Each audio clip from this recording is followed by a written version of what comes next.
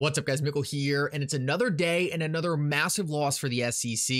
And guys, in this video, we're not even talking about Coinbase. We're talking about a brand new loss the SEC just took at the Supreme Court level that David Schwartz just tweeted out because it is such a big deal. In this video, we're going to cover this as well as whether or not the Bitcoin ETFs were a success or not. There are a lot of people saying that the Bitcoin ETFs were a failure because the price of Bitcoin is going down. In this video, I want to give you my opinion on that and candidly show you why those people are absolutely dead wrong. At the end of this video, though, I want to talk about a cryptocurrency that, despite the recent drop in the market, just keeps going up. Guys, this is one of my favorite projects out there besides XRP. Make sure to stick around to the end of the video to see that. You are not going to want to miss it. Like always, your support means so much to this channel. If you enjoy these videos, make sure to take a quick second to like this video and subscribe to my channel. It's really going to help me out so much. Guys, we are so close to 50K subscribers. If you watch these videos and you're not subscribed, please consider it. I really want to hit 50K. Also, if you guys ever need a good place to buy some XRP, make sure to check out my favorite exchange uphold down in the description of this video. With that said, though, let's jump right into it, and I hope you guys enjoy the content. So guys, before we jump into it, just a quick shout out to this awesome new XRP chain being put out by 24 Hours Crypto. There'll be a link for it in the description of this video alongside a discount code for 10% off. But guys, these things always fly off the shelves. Make sure to go check that out. It comes in silver, gold, and black. Guys, personally, I think the black and silver are both absolutely sick. It's only $75, not counting the 10% discount code. So guys, make sure to check this out. I have had mine forever. I wear it all the time. It's great quality. You do not want to miss out on this. They fly off the shelves. Let's jump into it though, and I want to start off and talk about a brand new case that the SEC is actually losing at the Supreme Court level, because guys, we know right now the courts are absolutely cracking down on the SEC at the district level. But we all know the most important court in the land is the Supreme Court. And people have been asking a lot of questions. What happens if this case goes to the Supreme Court? The Ripple case, the Coinbase case? Guys, people are wondering, is the Supreme Court going to side with the SEC, or are they going to come down on them? Guys, what we have projected is that most likely the Supreme Court is going to be anti-SEC because they have been so anti-regulation, so anti-regulator over the past couple years. But today we got a brand new data point actually giving us the exact details on how the SEC is going to fare if they go to the Supreme Court in some of these cryptocurrency cases. And guys, I think you're really going to like what the Supreme Court had to say about the SEC right here.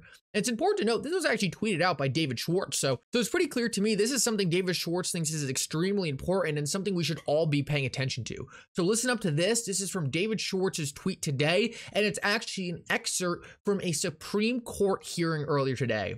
I would think that the uniquely 21st century phenomenon of cryptocurrency would have been addressed by Congress. And I certainly would have thought that would have been true in the wake of the FTX debacle, but it hasn't happened. Why hasn't it happened? Because there's an agency head out there that thinks that he already has the authority to address this uniquely 21st century problem with a couple of statutes passed in the 1930s. And he's going to wave his wand and he's going to say the words investment contract are ambiguous, and that's going to suck all of this into my regulatory ambit, even though the same person, when he was a professor, said this is probably best for the job of the CFTC.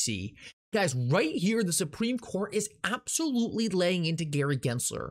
It is obvious to every single court in the United States that Gary Gensler is overstepping his boundaries, and that's why the Supreme Court said this today. Guys, everyone knows that Gary Gensler is purposely over-broadening the term investment contract to try to jam cryptocurrencies into his jurisdiction. And funny enough, in this quote, he was specifically called out for having the exact opposite view when he was a professor.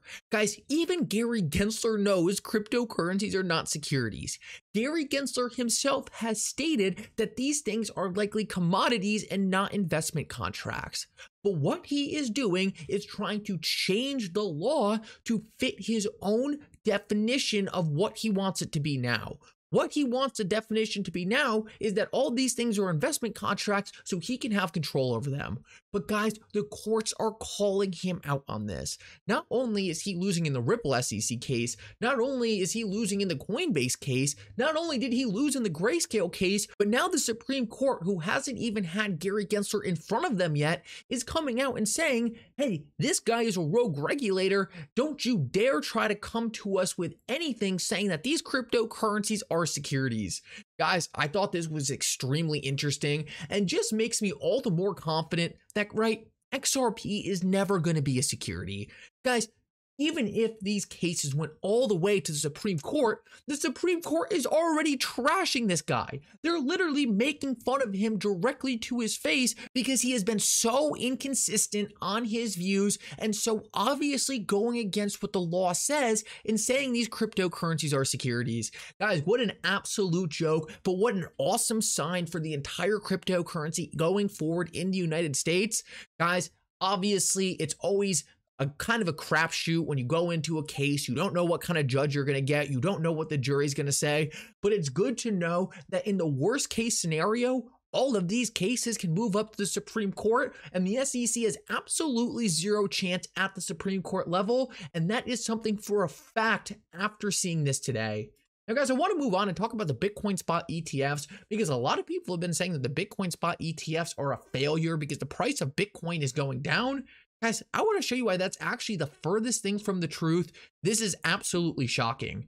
I want to go over exactly how successful the Bitcoin spot ETFs are and why over the long run, these things are going to do monumental things for the price of Bitcoin and the entire crypto asset class. So I want to start off by pointing out the volume trading in these Bitcoin spot ETFs. This is from Eric, and he's been one of the people covering these things from the beginning. He said the newborn 9, which is just code for the 9 new Bitcoin spot ETFs, actually saw a 34% jump in volume today versus yesterday. Normally, with a hyped up launch, you see volume steadily decrease, but post-launch, and this is rare to see, we see that the volume on each one of these Bitcoin ETFs is ramping.